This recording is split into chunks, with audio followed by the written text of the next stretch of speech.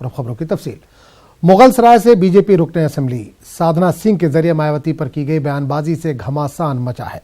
साधना सिंह ने मायावती को मुखन्नस से भी बदतर बताते हुए कहा कि मायावती न खातून है और न ही मर्द। गेस्ट हाउस कांड का हवाला देते हुए बीजेपी रुकने असेंबली ने कहा कि समाजवादी पार्टी के जरिए इतनी बदनामी के बावजूद इन्होंने इत्तेहाद किया है, जबकि बीजेपी ने ही इनकी इज्जत बचाई थी। सोशल मीडिया पर साधना सिंह का वीडियो वायरल होने के बाद बीएसपी ने भी बीजेपी पर निशाना साधा है। सोशल मीडिया पर दोनों जानिब से लफ्जी जंग जारी है। में लगती हैं न जेंट्स में लगती हैं, इनको तो अपना सम्मान ही नहीं समझ में आता। जिस महिला का इतना बड़ा चीर हरण हुआ, एक चीर हरण हुआ द्रौपदी का, तो उसने कौरव पांडव से प्रतिज्ञा लिया कि जब तक दुशासन हमारा जैसे बाल खींच के लाया है, जब तक उसके कंधे का लौ हमें नहीं मिलेगा, हम ये अपमान एक बाल को बांधेंगे नहीं, धुलेंगे नहीं। आज वो महिला एक स्वाभिमानी महिला थी, आज की महिला सब कुछ लूट गया, उसके बाद भी कुर्सी छड़ पाने के लिए अपने सारे सम्मान को बेच दिया। इस पूरे मामले पर बात करने के लिए हम सीधे रुख करेंगे अपने नुमाइंदे तारिक कमर के पास, जो इस वक्त फोन लाइन के जरिए हमारे साथ मौजूद है। तारिक, साधना सिंह का मायावती को लेकर एक बड़ा बयान आया है, किस नजर से देखा जा रहा है? देखिए आजम, आप जानते हैं और हमारे नाज़रीन को बताते भी रहे हैं कि जब जब इलेक्शन की सजा बनने लगती है तो इस अंदाज के बयान शुरू हो जाते हैं। हालांकि बीएसपी में इसका रिएक्शन है और जो बीएसपी के लीडर हैं तो उन्होंने इसकी मजम्मत भी की है, और सिर्फ बीएसपी के लीडर ही नहीं बल्कि समाजी सतह पर जो काम करने वाले लोग हैं वो भी कहते हैं कि जाति बयान अपनी जगह है, लेकिन किसी के जातियात पर और शख्सियात पर जो ये इस अंदाज की बयानबाजी होती है, इससे सियासी फजा खराब होती है, समाजी फजा खराब होती है। देखिए एक बात ये भी यहाँ पर बहुत अहम है कि पहले जब सियासी जंग होती थी तो उसमें लोग उस सियासी कदरों को मनूद रखते थे, अपनी जिम्मेदारियां भी समझते थे और शख्सियात पर और इस अंदाज की गुफ्तगू पर नहीं जाते थे। लेकिन गुज़िश्ता चंद सालों में ये देखा गया है कि जो जिसके मुंह में आता है वो कहता है। यहाँ पर बात सिर्फ साधना सिंह की नहीं है। अगर आप सुरेंद्र सिंह के बयान देखेंगे, बलिया के जो विधायक हैं, तो असेंबली है, तो उनके बयान भी कहीं ना कहीं अखिलेश को लेकर और मायावती को लेकर बहुत शदीद है, उन पर भी तनकीद हुई है। तो पैसे का लेन देन का मामला हो, चाहे उनके प्रोफाइल की बात हो, तो ये मुख्तलिफ हवालों से बातें आती हैं। और देखिए एक बात और भी है कि जैसे जैसे इलेक्शन करीब आएगा इस अंदाज की बयानबाजी तमाम जमातों की जानिब से शुरू हो जाएंगी। तारिक, यहाँ पे ये चीज जानना चाहेंगे, एसपी बीएसपी का जो इत्तेहाद हुआ है उसकी बौखलाहट का शिकार है ये बीजेपी? बिल्कुल सही है, अच्छा आपने सवाल किया आजम। बात यही है कि देखिए जब से अखिलेश और बीएसपी साथ आए हैं तो बीजेपी का कोई ना कोई लीडर किसी न किसी हवाले से तनकीद कर रहा है। वो तनकीद अपनी तमाम तरह हदों से तजावुज कर जाती है और उसमें इस अंदाज की बातें शुरू हो जाती हैं कि जिन पर बाकायदा तौर पर हम ये कह सकते हैं कि ये गैर जमहूरी और गैर दस्तूरी बयानात का सिलसिला शुरू हो जाता है। आजम जी, चलिए तारिक कमर, इस तमाम जानकारी के लिए आपका बहुत बहुत शुक्रिया। आगे बढ़ेंगे। बीजेपी के 3 बड़े लीडरान आज जम्मू कश्मीर वर्किंग कमेटी की मीटिंग में शिरकत के लिए जम्मू पहुंच रहे हैं। रियासती बीजेपी यूनिट के मुताबिक पार्टी के कौमी जनरल सेक्रेटरी रामलाल, कौमी जनरल सेक्रेटरी राम माधव और जम्मू कश्मीर में पार्टी के इलेक्शन इंचार्ज अविनाश राय आज जम्मू में बीजेपी के रियासती लीडरान से मुलाकात करेंगे। इस मीटिंग में 2019 लोकसभा इंतखाबात पर गौर व खौस किया जाएगा। इस पूरे मामले पर बात करने के लिए हम सीधे रुख करेंगे जम्मू का, जहां समाज नुमाइंदे समीर भट्ट इस वक्त जुड़ रहे हैं। समीर, बीजेपी वर्किंग कमेटी की आज कश्मीर में मीटिंग है, कब तक पहुंच रहे हैं ये लीडरान? देखिए मैं आपको थोड़ा इसमें अपडेट दे दूं कि रामलाल का जो जम्मू दौरा है वो लगता है कि नहीं होगा, क्योंकि वो ठीक नहीं, उनकी सेहत ठीक नहीं है। लेकिन राम माधव और अविनाश राय खन्ना वो कुछ ही देर में यहाँ पे पहुंच रहे हैं पार्टी हेडक्वार्टर जो त्रिकुटा नगर में है। और बहुत ही इम्पोर्टेंट मीटिंग है, क्योंकि असेंबली और पार्लियामेंट के जो खासकर पार्लियामेंट के इलेक्शन होने वाले हैं बहुत जल्द। और बहुत ज्यादा पार्टीज यहाँ पे जम्मू कश्मीर की वो यही भी चाहती हैं कि असेंबली के इलेक्शन हो। तो अगर असेंबली के इलेक्शन भी पार्लियामेंट के साथ होंगे तो बीजेपी को उसके लिए तैयारी करनी है। बीजेपी का क्या रहेगा, क्या मुद्दे रहेंगे, बीजेपी किस तरह आगे बढ़ेगी, तो उसी को देखते हुए जो प्लानिंग है, जो स्ट्रैटेजी है, जो हिकमत अमली है, उसको अमली जामा पहनाने के लिए एक बहुत क्रूशियल मीटिंग आज होने वाली है। राम माधव की जो भी मिनिस्टर रहे हैं यहाँ पे, एक्स मिनिस्टर्स हैं, एक्स एमएलएज हैं, एमएलसीज हैं, पार्टी के जो फंक्शनरीज हैं, जो प्रेसिडेंट से लेकर जो नीचे स्तर तक जो लोग हैं, पार्टी के साथ जो काम करते हैं उन सब के साथ पार्टी जो टॉप ब्रास है दिल्ली का वो मीटिंग करेगा। उसके बाद 12:30 और 1:45 के करीब राम माधव मीडिया से भी बात करेंगे।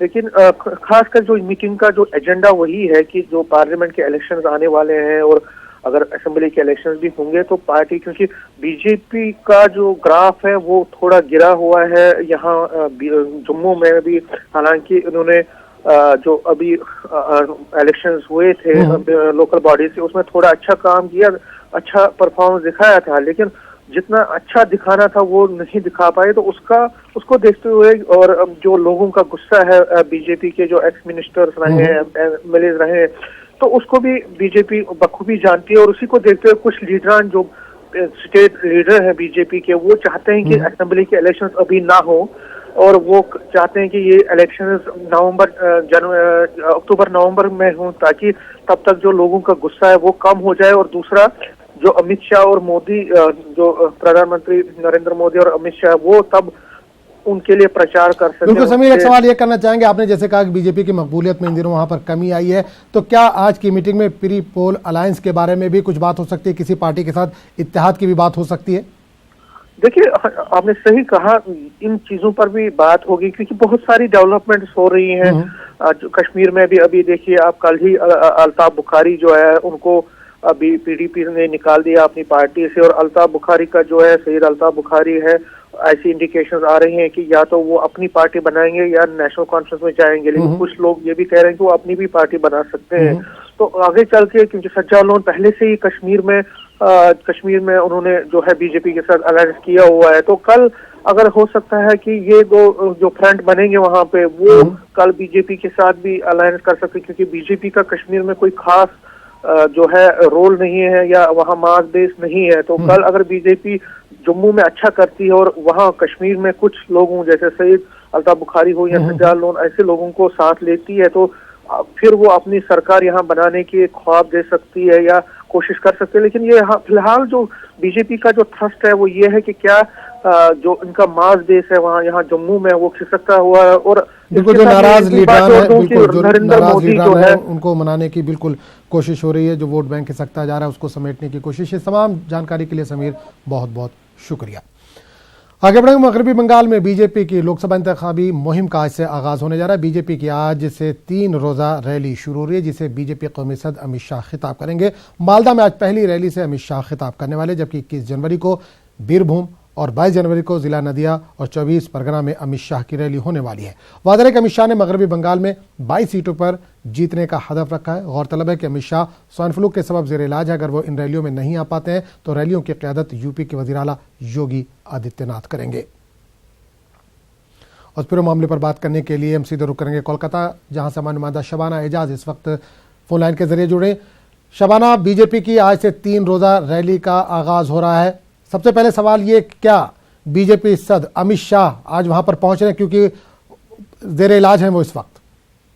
देखिए, रथ यात्रा को इजाजत नहीं मिलने के बाद बीजेपी ने 3 रोजा रैली का बहुत पहले ही ऐलान किया था, और इस रैली में जो खास चेहरे थे वो अमित शाह थे, क्योंकि अमित शाह को ही सामने रखकर रथ यात्रा निकाली जाने वाली थी। और रथ यात्रा अगर बैकफुट पर चली गई तो ऐसे में आज से 3 रोजा रैली 20, 21 और 22 3 रोजा जो सभा हम कह सकते हैं कि अवामी जलसे जो मुनक्किद किए जाएंगे, उस जलसे में एक मजबूत चेहरा बीजेपी को सामने लाना जरूरी था।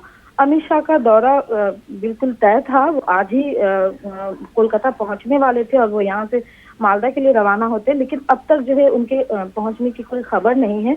हालांकि उनकी तबीयत की खराबी के बाद भी कहा गया था कि वो बिल्कुल ठीक ठाक हैं, और अगर डॉक्टर ने इजाजत दी सफर की तो वो जरूर बंगाल के दौरे पर आएंगे। लेकिन अगर वो नहीं आते हैं तो उनकी जगह एक और मजबूत चेहरा, क्योंकि बीजेपी के लिए जरूरी है कि वो लोकसभा इलेक्शन की तैयारियों के लिए बीजेपी ने रथ यात्रा का सहारा लिया था, और अगर रथ यात्रा की इजाजत नहीं मिली, जहां जैसा कि सुप्रीम कोर्ट में भी रथ यात्रा की इजाजत नहीं दी गई, तो ऐसे में ये जो रैली है ये बहुत जरूरी थी कि इस रैली में भी आवाम की भीड़ इकट्ठा कर जो अमित शाह ने 22 सीटों में जीत का जो इम्कान जाहिर किया है उसके करीब पहुंचने की बीजेपी कोशिश करे।